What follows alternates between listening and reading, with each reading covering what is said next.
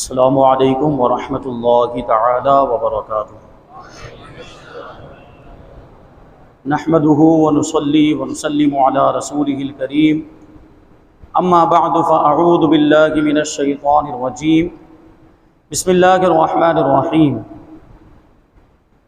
ان الذين آمنوا وعملوا الصالحات سيجعل لهم الرحمن ودا۔ صدق اللہ مولانا العظیم وصدق رسوله النبی الامین المتین الکریم، ونحن على ذلك لمن الشاہدین والشاکرین والذاکرین والحمد للہ رب العالمین۔ آئیے ہم اور آپ سب سے پہلے حضور سرور کائنات، فخر موجودات، باعث تخلیق کائنات، احمد مجتبی محمد مصطفیٰ صلی اللہ علیہ وسلم کی بارگاہ میں درود و سلام کا ہدیہ پیش کریں اور پڑھیں اللہم صلی علی سیدنا و مولانا محمد معدن الجود والکرم وآلہ الکرام وابنہ الکریم وبارک وسلم صلاۃ و سلاما علیک یا رسول اللہ صلی اللہ تعالی علیہ وسلم۔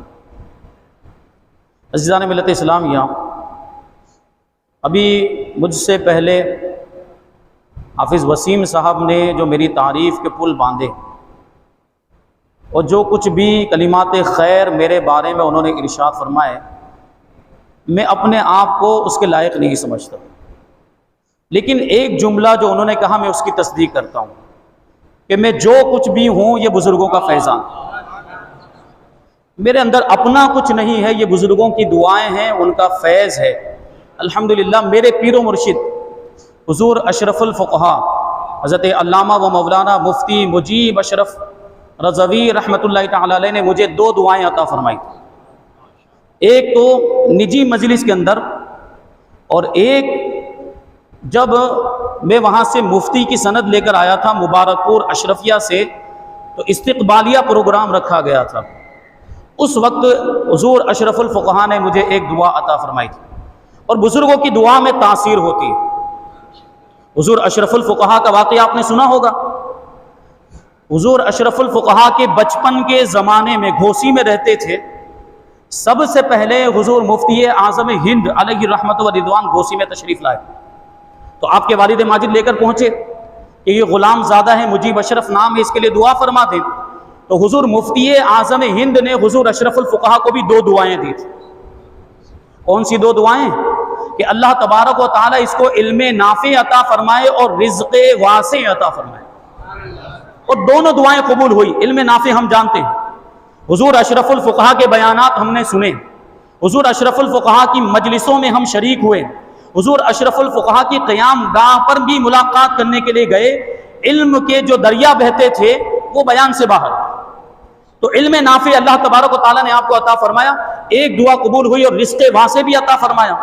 حضور اشرف الفقہا خود اپنا ذاتی ایک میڈیکل اسٹور چلاتے تھے، اور حکمت اور طباوت میں بھی مہارت رکھتے تھے، یعنی صرف حضور اشرف الفقہا کا جو معاملہ گزر بسر کا تھا وہ پروگراموں پہ نہیں چلتا تھا۔ بسا اوقات آپ نے سنا بھی ہوگا شروعات کے زمانے میں حضور اشرف الفقہا کو لفافے میں 1 روپیہ رکھ کے بھی دیا گیا ہے، ایسی آزمائشیں بھی ہوئی ہیں۔ سوچیں آپ اس زمانے میں، علامہ ذاکر رضا صاحب قبلہ کی آپ کو میں بات بتاؤں، آج سے تقریباً 10-12 سال پہلے کی بات ہے کہ 10 پروگرام کروائے جاتے تھے، اور 10 پروگرام، ایسا نہیں کہ ایک پروگرام کے، پورے 10 پروگرام کے صرف 50 روپے دیے جاتے تھے۔ یہ ابھی قریب کے زمانے کی بات۔ تو حضور اشرف الفقہا جب یہاں پہ شروعاتی دنوں میں آئے تھے، آج سے 45 سال پہلے، 42 سال، 40 سال پہلے، اس وقت کیا معاملہ رہا ہوگا لوگوں کا؟ تو حضور اشرف الفقہا یہ پروگراموں پر نہیں چلتے تھے، اللہ تبارک و تعالیٰ نے آپ کو خود کفیل بنایا تھا، اور یہ ان کے پیر و مرشد کی دعا تھی۔ تو عرض یہ کرنا چاہ رہا تھا کہ حضور اشرف الفقہا نے مجھے 2 دعائیں عطا فرمائی تھی۔ ایک دعا یہ تھی جو استقبالیہ پروگرام میں حضور اشرف الفقہا نے ارشاد فرمائی کہ اللہ تبارک و تعالیٰ آپ کو متواضع بنائے، تواضع کرنے والا، انکساری کرنے والا۔ اب آگے میں کچھ نہیں بولوں گا، میرے ساتھ جو ملاقات کرنے والے، اٹھنے بیٹھنے والے ہیں، وہ اس بات کو خوب جانتے ہیں کہ یہ دعا کس قدر مقبول ہوئی، اور اگر کچھ کمی رہ گئی ہو تو اللہ تبارک و تعالیٰ مجھے وہ کمی پوری کرنے کی توفیق عطا فرمائے۔ اور دوسری دعا تھی جو نڑیاد میں حضور اشرف الفقہاء نے مجھے عطا فرمائی، ارشاد فرمایا تھا کہ اللہ تبارک و تعالی آپ کے علمی فیضان سے لوگوں کو مستفیض فرمائے۔ تو میرے پاس تو علم نہیں، یہ علم بھی مجھے بزرگوں کی دعا سے ملا ہے، جو کچھ بھی ہے، اور میں محسوس کرتا ہوں فیضان کو اپنی ظاہری نگاہوں سے بسا اوقات۔ حضرت نے ابھی حافظ وسیم صاحب نے کہا کہ وہ چٹکیوں میں مسائل کو حل کر دیتے ہیں، ایسا کچھ نہیں ہے۔ یہ میں بزرگوں کا فیضان، حضور اشرف الفقہاء کا اور حضور حافظ ملت کا فیضان، یہ اپنی نگاہوں سے میں محسوس کرتا ہوں۔ حضور حافظ ملت یہ جامعہ اشرفیہ کے بانی، جہاں پہ ہم لوگ پڑھے ہیں جامعہ اشرفیہ میں، تو میں یہ محسوس کرتا ہوں بسا اوقات ایسا ہوتا ہے کہ کوئی مسئلہ پیش آنے والا ہوتا ہے، اس سے پہلے ہی وہ مسئلہ میری نظر سے گزر جاتا ہے، پہلے سے معلوم نہیں ہوتا، لیکن یہ خدا کی قدرت، بزرگوں کا فیضان، بزرگوں کی دعا ہے۔ اکثر ایسا ہوتا ہے کہ مسئلہ پیش آنے سے پہلے کوئی کتاب پڑھ رہے ہیں اور وہ اس مسئلے کو ڈھونڈ نہیں رہے ہوتے، لیکن وہ سامنے آ جاتا ہے خود بخود، اور پھر پتہ چلتا ہے 1 دن کے بعد 2 دن کے بعد کوئی سوال پوچھنے آ گیا اور وہی مسئلہ پوچھو۔ تو اس انداز میں یہ جو ہے کہ فیضان کا اظہار، میں آپ کو بتاؤں کیسے یہ بزرگوں کی دعا یہ لگی ہے، اللہ تبارک و تعالیٰ کا بے پناہ فضل و احسان ہے۔ ابھی کچھ دنوں پہلے، رمضان سے پہلے، جب انوار رضا کا دستار بندی کا جلسہ بھی تھا، ہم لوگوں کا ہر مہینے ایک پروگرام ہوتا ہے اون میں راحت سوسائٹی کے اندر، ہر مہینے کے پہلے اتوار کو سوال جواب کی محفل ہوتی ہے۔ تو اتفاق سے اسی دن باسنی ناگور سے حضرت مفتی فیاض صاحب نوری مدثر علی یہ بھی تشریف لائے تھے۔ حضور مفتی اعظم ہند کے مرید ہیں اور بزرگ عالم دین ہیں اور مفتی بھی ہیں اور بڑے باکمال مفتی ہیں۔ وہ حضرت تشریف لائے تھے، اور چونکہ اس علاقے میں راجستھان کے بھی بہت سارے لوگ رہتے ہیں، وہاں ان کے مریدین بھی موجود ہیں، تو اس پروگرام میں حضرت کو بھی مدعو کیا گیا، مفتی فیاض صاحب کو، ان کو بھی بلایا گیا۔ اور معاملہ یہ تھا کہ جیسے ہی میں پہنچا تو مفتی فیاض صاحب نے بڑے پرتپاک انداز میں میرا استقبال کیا۔ مجھے امید بھی نہیں تھی کہ حضرت میرا اس انداز میں استقبال کرے گا۔ بزرگ ہستی ہیں وہ، عمر دراز ہیں وہ، حضور مفتی اعظم ہند کے مرید ہیں، ویسے ہی آپ اندازہ لگا سکتے ہیں۔ انہوں نے بڑا پرتپاک انداز میں میرا استقبال کیا، پھر میرا تعارف کرانے لگ گئے، لوگوں کے سامنے میری تعریف کرنے لگ گئے۔ تو میں کہنے لگ گیا کہ حضرت کو میں پہلی بار دیکھ رہا ہوں، میں اپنے اعتبار سے سمجھ رہا تھا کہ میری پہلی ملاقات ہے، لیکن حضرت نے کہا کہ میرا اور آپ کا غائبانہ تعارف ہے۔ الحمدللہ حضرت سید صاحب بھی یہاں پہ تشریف فرمائے، حضرت سید صاحب کی سرپرستی میں ہم نے سوال جواب کے گروپ کی شروعات کی تھی۔ 13 گروپ الحمدللہ ابھی چلتے ہیں، اللہ تبارک و تعالیٰ اس کو آگے بھی جاری رکھنے کی توفیق عطا فرمائے۔ یہ بھی دین کی ایک خدمت ہے، ہمیں اس پر کوئی فخر نہیں، ہم اس پر مطمئن بھی نہیں، یہ تو کچھ بھی نہیں، ہمیں اور بہت کچھ کرنا ہے۔ یہ 13 گروپ کوئی حیثیت نہیں رکھتے، جبکہ اس کے مقابلے میں آپ پوچھ سکتے ہیں جناب عادل صاحب سے، وہ مفتی عمران دیوبندی، اس کے ہزاروں گروپ چلتے ہیں، اسی کے مقابلے میں ہم نے تھوڑی سی کوشش کی تھی کہ ہمارا بھی کچھ ہو۔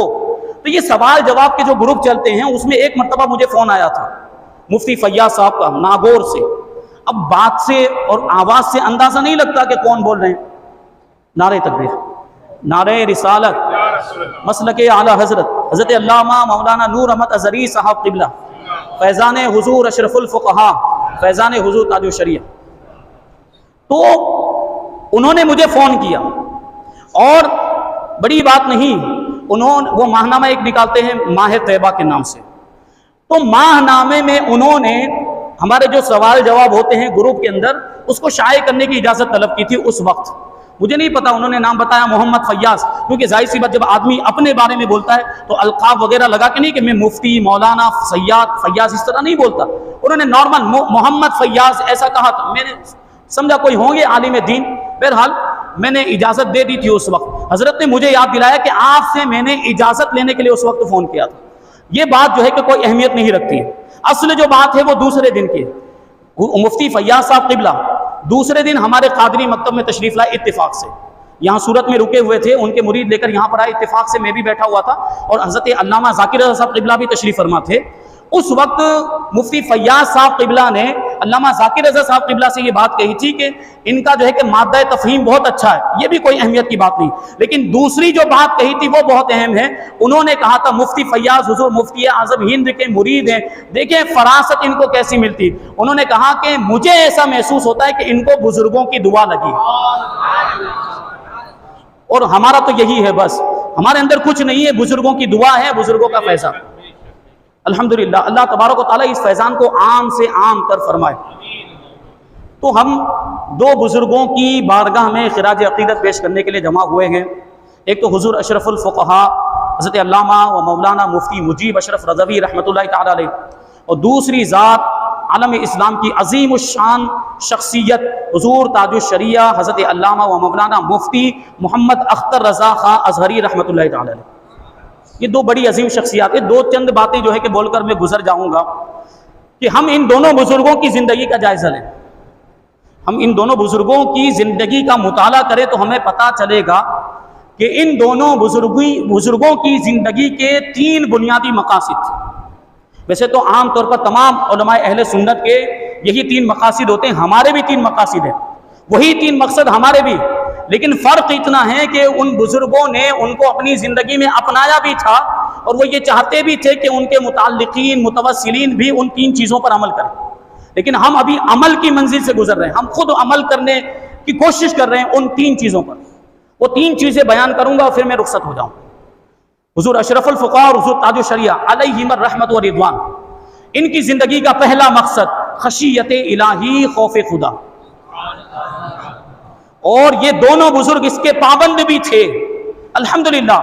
اور ان کی خواہش اور تمنا رہتی تھی کہ ان کے جو بھی متعلقین، مریدین، متوسلین، ملنے جلنے والے، ملاقات کرنے والے، وہ سب اس نعمت سے مالا مال ہو جائے. یعنی سب کے دلوں میں خوف خدا پیدا ہو جائے، کیونکہ خوف خدا یہ ایک ایسی نعمت ہے کہ جب انسان کے دل میں یہ نعمت پیدا ہو، یہ خوف خدا پیدا ہو جاتا ہے، خشیت الہی کی نعمت جب کسی کو مل جاتی تو وہ گناہوں سے بچتا ہے اور زیادہ سے زیادہ نیکیوں کے کام کرتا ہے. یہ ایک مقصد. دوسرا مقصد دونوں بزرگوں کی زندگی کا عشق رسول. وہ خود بھی عاشق رسول تھے اور وہ چاہتے تھے کہ ان کے متعلقین بھی عاشق رسول بن جائیں. اور عشق رسول یہ کتنی بڑی نعمت ہے، یہ نجات کا ذریعہ ہے. یہ نمازیں، روزے اہمیت رکھتے ہیں، لیکن عشق رسول نہیں ہے تو یہ نمازیں ہمارے منہ پر مار دی جائیں گی، یہ روزے ہمارے منہ پر مار دیے جائیں گے، یہ عبادتیں ہمارے منہ پر مار دی جائیں گی. یہ ہمارے غیر، ہمارے مخالفین، یہ بد مذہب، یہ گمراہ قسم کے لوگ ایسی نمازیں پڑھتے ہیں، ایسی نمازیں پڑھتے ہیں کہ ہم اپنی نمازوں کو ان کی نمازوں کے سامنے حقیر سمجھنے لگ جاتے. لیکن عشق رسول نہیں تو ان کی نمازوں کا کوئی فائدہ. وہ عشق رسول ایسی نعمت ہے کہ اسی نعمت کے صدقے میں ہماری عبادتیں بھی قبول ہوتی ہیں، ہماری نمازیں بھی قبول ہوتی ہیں، ہمارے روزے بھی قبول ہوتے ہیں. تو عشق رسول کا جذبہ ہونا چاہیے، اور ایسا جذبہ ہونا چاہیے کہ نبی کے نام پر اپنی جان، اپنا مال، اپنی اولاد، اپنی عزت، اپنی آبرو سب کچھ قربان کر دیں. حضور تاج الشریعہ کا وہ شعر ہے کہ نہیں، نبی سے جو ہو بیگانہ اسے دل سے جدا کر دیں. سب جانتے ہیں، نبی سے جو ہو بیگانہ اسے دل سے جدا کر دیں، پدر مادر برادر مال و جان ان پر فدا کر دیں. پدر مادر ماں باپ مال و جان جانتے ہیں اور سب کچھ ان پر قربان کر دیں. یہ اعلیٰ حضرت کا پیغام. تو 2 چیزیں ہو گئی، عشق رسول ہونا چاہیے. آج جو ماحول بنایا جا رہا، معاذ اللہ حضور پاک صلی اللہ علیہ وسلم کی شان میں گستاخیاں ہو رہی. ہم عاشق رسول ہیں تو جو عاشق رسول ہوتا ہے اس کو تڑپ جانا چاہیے. گستاخی سننے کے بعد اس کو خاموش نہیں رہنا چاہیے. جو مومن ہوگا، سچا مومن، سچا عاشق رسول ہوگا، وہ بے چین اور بے قرار ہو جائے گا. تو یہ گستاخیاں ہو رہی، ہمیں خاموش نہیں رہنا چاہیے، ہمیں اپنے اعتبار سے کوشش کرنی چاہیے. ماحول ہمارے ملک کا ایسا ہے کہ جو اسلامی سزا ہے ہم وہ گستاخ پر نافذ نہیں کر سکتے، تو ہمیں قانون کے دائرے میں رہ کر جو بھی ممکن کارروائی ہو وہ کرنی چاہیے. قانون کے دائرے میں رہ کر جو ہم کر سکتے ہیں. ابھی ہم ماحول دیکھ رہے ہیں کہ وہاں یو پی میں احتجاج ہو رہے ہیں، وہاں جو ہے کہ جھارکھنڈ میں احتجاجات ہو رہے ہیں، بہار میں اور دوسرے علاقوں میں. تو ہم جوش میں آ جاتے ہیں، ہم جذبات میں آ جاتے ہیں کہ یہاں احتجاج کیوں نہیں ہو رہا، یہاں علماء کیوں خاموش ہیں. یہ بات ذہن میں رہنی چاہیے کہ علماء خاموش ہیں اس کا یہ مطلب نہیں کہ ہم بزدل ہو گئے ہیں. یہ علماء ہی ہیں جو آپ کی رہنمائی کرتے ہیں، اور علماء ہر جگہ پر آگے رہتے ہیں. آج بھی علماء احتجاج کرنے کے لیے تیار ہیں، ریلی نکالنے کے لیے تیار ہیں، لیکن ہمارے سامنے رکاوٹیں ہیں، ہمارے سامنے ایسی پابندیاں ہیں. ہم اس سے پہلے ایک ریلی کا انجام دیکھ چکے، پتھر باری ہوئی تھی اس میں. اس کے بعد سے آپ بتائیے کیا ہمیں ریلی کی اجازت مل سکتی ہے؟ صورت میں احتجاج کرنے کی اجازت مل سکتی؟ تو ہم یہ چیز نہیں کر سکتے. ہم اگر کرنا بھی چاہیں تو یہ ممکن نہیں ہے, قانونی اعتبار سے اجازت ہی نہیں ملے گی, پرمیشن بھی نہیں ملے گی. تو اس کے علاوہ جو طریقے ہیں, دوسرے طریقے, ابھی انشاءاللہ سید صاحب بھی اس کی طرف اشارہ فرمائیں گے, دوسرے جو بھی ممکن طریقے ہو وہ اپنانے چاہیے. اپنی ساری صلاحیت, جس چیز کے اندر ہم مہارت رکھتے ہوں, ہمیں اس مہارت کو, اس ٹیلنٹ کو اور اس صلاحیت کو حضور کی ناموس پر پہرا دینے کے لیے استعمال کرنا چاہیے.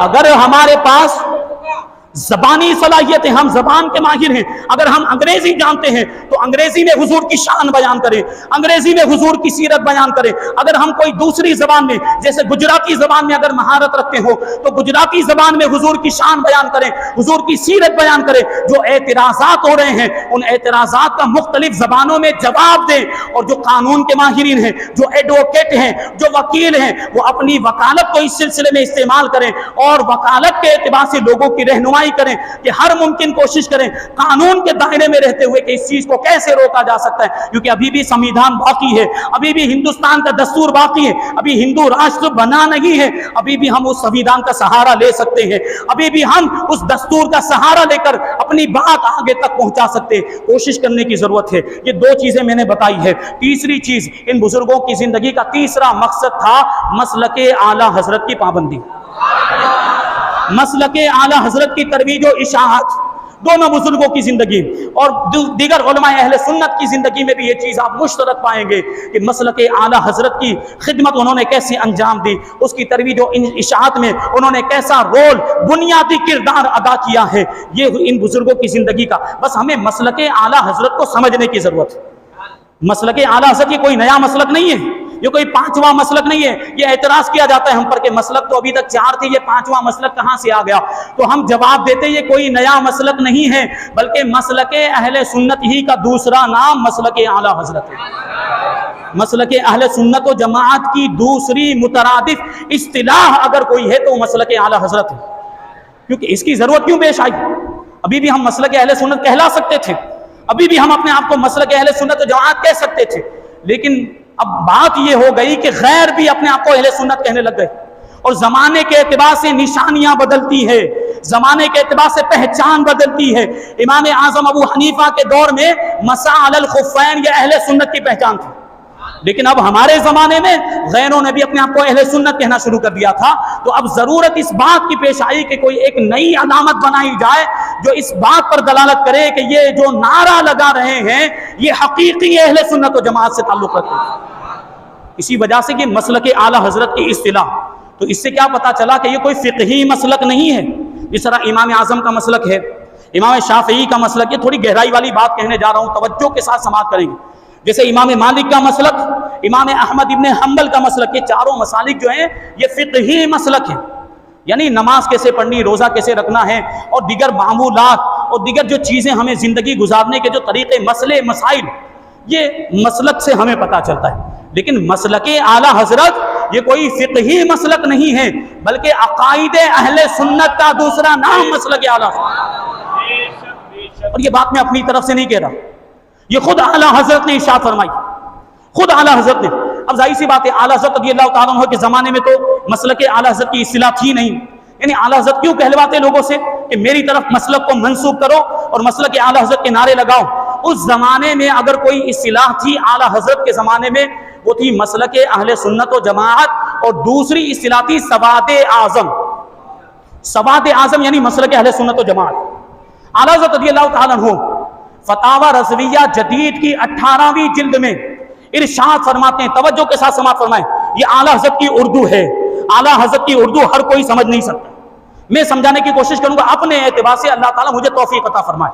ارشاد فرماتے ہیں اتباع سواد اعظم کا حکم اور من شذا فی النار کی وعید صرف دربار عقائد ہے, مسائل فرعیہ فقہیہ کو اس سے کچھ علاقہ نہیں. حدیث پاک میں آیا کہ سواد اعظم کی پیروی کرو. سواد اعظم یعنی بڑی جماعت اور اہل سنت و جماعت, اہل سنت و جماعت کی پیروی کرو, یہ حدیث میں حکم دیا گیا. اور حدیث پاک میں اور آگے آیا کہ جو اہل سنت و جماعت سے الگ ہوا جو سواد اعظم سے الگ ہوا وہ جہنم میں گیا. بات سمجھ میں آ گئی آپ کو؟ تو اعلیٰ حضرت کا اشارہ فرماتے ہیں اتباع سواد اعظم کا حکم اور من شذا فی النار کی وعید یہ صرف دربارہ عقائد ہے. یعنی سواد اعظم نام ہے عقائد کا. مسائل فرعیہ اور فقہیہ جو فروعی مسائل ہوتے ہیں اس کا عقائد سے کوئی تعلق نہیں ہوتا, اس کا سواد اعظم سے کوئی تعلق نہیں ہے. مسائل فرعیہ میں, مسائل فقہیہ میں, اجتہادی مسائل میں اختلاف ہو سکتا ہے اور اختلاف کرنے والا اہل سنت سے خارج نہیں ہوتا. یہ الگ بات ہے کہ دلیل میں قوت و ضعف ہو سکتا ہے, کسی کی دلیل مضبوط اور کسی کی دلیل کمزور ہو سکتی ہے اور اس پر بیٹھ کر بحث کی جا سکتی ہے اور کسی نتیجے پر پہنچا جا سکتا ہے. لیکن اگر کوئی دلیل کی بنیاد پر اختلاف کرتا ہے تو اس اختلاف کی وجہ سے وہ اہل سنت سے خارج نہیں ہوتا. مسائل فرعیہ میں اختلاف کی گنجائش ہے. اعلیٰ حضرت نے آگے لکھا ہے کتنے صحابہ کرام ایسے ہیں جنہوں نے جمہور صحابہ کرام سے اختلاف کیا. حضرت ابو ذر غفاری رضی اللہ تعالیٰ عنہ کی مثال دی ہے. اعلیٰ حضرت رضی اللہ تعالیٰ عنہ نے فتاوی رضویہ شریف کے اندر حضرت ابو ذر غفاری رضی اللہ تعالیٰ عنہ کا موقف یہ تھا کہ مال جمع کرنا حرام ہے. بتائیے تو کیا اس کی وجہ سے دیگر صحابہ کرام نے حضرت ابو ذر غفاری کو سواد اعظم سے نکال دیا؟ نہیں, وہی تعلقات, وہی آپس کی محبت. اعلیٰ حضرت رضی اللہ تعالیٰ عنہ کے زمانے میں بھی دیکھیں اعلیٰ حضرت رضی اللہ تعالیٰ عنہ سے بھی بہت سے علماء نے اختلاف کیا. ایک عظیم الشان, ایک معرکۃ الآراء اختلاف کی طرف میں آپ کی توجہ دلانا چاہوں گا. وہ اختلاف ہے جمعہ میں اذان ثانی کا اختلاف. خطبے کے وقت جو اذان دی جاتی ہے کتنا سخت اختلاف ہوا تھا. اعلیٰ حضرت رضی اللہ تعالیٰ عنہ کا موقف کیا ہے؟ پورا رسالہ لکھا ہے شمائم العنبر فی ادب النداء امام المنبر. اس میں اعلیٰ حضرت رضی اللہ تعالیٰ عنہ نے یہ بات ثابت کی ہے کہ اذان ثانی بھی مسجد کے اندر نہیں دی جا سکتی. جمعہ میں جو خطبے کی اذان ہوتی ہے وہ بھی مسجد کے باہر ہونی چاہیے. خارج مسجد جو علاقہ ہو وہاں پر اذان دینی چاہیے. اب اس میں اختلاف ہو گیا اور اس دور کے علماء ان میں سے ایک بڑے عالم دین تاج الفہول حضرت علامہ مولانا عبد القادر بدایونی رحمت اللہ تعالی علیہ, کتنا سخت اختلاف, کتنا مارکۃ الآراء اختلاف, اور دونوں ایک ہی پیر کے مرید ہیں سیدنا آل رسول احمدی رضی اللہ تعالیٰ عنہ کے مریدین. اتنا سخت اختلاف ہونے کے باوجود اعلیٰ حضرت رضی اللہ تعالیٰ عنہ نے کبھی بھی مولانا عبد القادر بدایونی رحمت اللہ تعالیٰ علیہ کو مسلک اہل سنت سے خارج نہیں کیا. یہ نہیں کہا کہ تم نے مجھ سے اختلاف کیوں کیا, تم مسلک اعلیٰ حضرت سے خارج ہو گئے, تم سواد اعظم سے خارج ہو گئے, تم اہل سنت سے خارج ہو گئے. وہی محبت جو پہلے تھی, وہی دوستی جو پہلے تھی, وہی تعلق اور رشتہ جو پہلے تھا اب بھی قائم تھا اور اس میں کوئی بھی تبدیلی اور کوئی بھی فرق نہیں آیا. اعلیٰ حضرت رضی اللہ تعالیٰ عنہ فرمایا کرتے تھے کہ کچھ لوگ ایسے ہیں جن کے آنے کی وجہ سے رونق اور بہار آ جاتی ہے اور جن کے جانے کی وجہ سے وہ رونق چلی جاتی ہے. مولانا عبد القادر بدایونی انہی لوگوں میں سے ہیں کہ جب وہ بریلی میں آتے ہیں تو رونق آ جاتی ہے اور جب جاتے ہیں تو رونق بھی چلی جاتی ہے. یہ اختلاف, یہ تاج الفہول علیہ الرحمہ کیسی عظیم شخصیت, دونوں ایک ہی پیر کے مریدین, لیکن اتنا سخت اختلاف ہونے کے باوجود محبت میں کوئی فرق نہیں آیا. ایسی بہت ساری مثالیں بیان کی جا سکتی. حضور مفتی اعظم ہند کے دور میں لاؤڈ اسپیکر پر نماز کا مسئلہ پیش آیا. حضور مفتی اعظم ہند کا موقف کیا ہے کہ لاؤڈ اسپیکر پر اقتدا نہیں ہو سکتی, لاؤڈ اسپیکر پر نماز نہیں پڑھی جا سکتی. لیکن حضور مفتی اعظم ہند کے زمانے میں ہی, بلکہ آپ کے شہر ہی میں دارالعلوم منظر اسلام میں ایک مفتی صاحب پڑھاتے تھے جن کا نام تھا مفتی افضل حسین مونگیری رحمت اللہ تعالی علیہ. ان کا موقف یہ تھا کہ لاؤڈ اسپیکر پر نماز ہو جائے گی. اور اسی زمانے میں ایک مفتی صاحب تھے بڑے صاحب رائے مفتی اجمل حسین سنبلی رحمت اللہ تعالی علیہ, یہ بھی حضور مفتی اعظم ہند سے اختلاف رکھتے تھے اور ان کا بھی موقف یہ تھا کہ لاؤڈ اسپیکر پر نماز ہو جائے گی. لیکن حضور مفتی اعظم ہند نے کبھی بھی یہ نہیں کہا کہ مفتی افضل حسین صاحب اہل سنت سے خارج ہو گئے یا مفتی اجمل حسین صاحب اہل سنت سے خارج ہو گئے. یہ جو اختلاف ہوتا ہے اس کو فروعی اختلاف کہتے ہیں, اور مسائل کا جو یہ اجتہادی مسائل کا جو اختلاف ہوتا ہے اس اختلاف کی وجہ سے کوئی اہل سنت سے خارج نہیں ہوتا, کیونکہ اہل سنت تو عقائد کا نام ہے. جو عقیدے میں ہمارے ساتھ اتفاق رکھتا ہے وہ ہمارا ہے اور وہ اہل سنت و جماعت سے تعلق رکھنے والا ہے. یہی ہمارا پیغام ہے جو اتحاد اہل سنت کا پیغام ہے. جو ہمارے عقیدے میں ہمارے ساتھ اتفاق رکھتا ہے, جو اہل سنت و جماعت سے تعلق رکھتا ہے وہ ہمارا بھائی ہے. جو بھی عاشقان رسول ہیں وہ سب ہمارے بھائی ہیں. ہم سب ایک ہیں, ہم سب متحد ہیں. جو بھی اہل سنت و جماعت سے تعلق رکھتے ہیں وہ ہم سے الگ نہیں, وہ ہم سے جدا نہیں, اور مسلک اعلی حضرت سے خارج بھی نہیں ہے. جن کا عقیدہ سنیوں والا عقیدہ ہے, جن کا عقیدہ عاشقان رسول والا عقیدہ ہے, وہ اہل سنت و جماعت ہیں, وہ مسلک اعلی حضرت سے تعلق رکھنے والے ہیں. یہی آج کا پیغام ہے اس محفل کا. آگے بھی آپ بہت ساری باتیں سماعت کریں گے, وقت جو ہے بہت کم ہے, ہم کو جلدی سے پروگرام ختم کرنا ہے, اس لیے میں اپنی گفتگو کو یہیں پر سمیٹتا ہوں. اللہ تبارک و تعالیٰ کی بارگاہ میں دعا ہے کہ ہم سب کے درمیان اتحاد اور اتفاق پیدا فرمائے, ہم سب کو ایک اور نیک بنائے, سارے مسلمانوں کو آپس میں بھائی بھائی بنا دے, ایک دوسرے سے محبت کرنے کی توفیق عطا فرمائے. ہمارے دلوں میں جو بھی نفرتیں, کدورتیں ہوں, عداوتیں ہوں, بغض اور کینہ, حسد ہو, ساری یہ روحانی بیماریوں کو دور فرما دے. وما علینا الا البلاغ. السلام علیکم.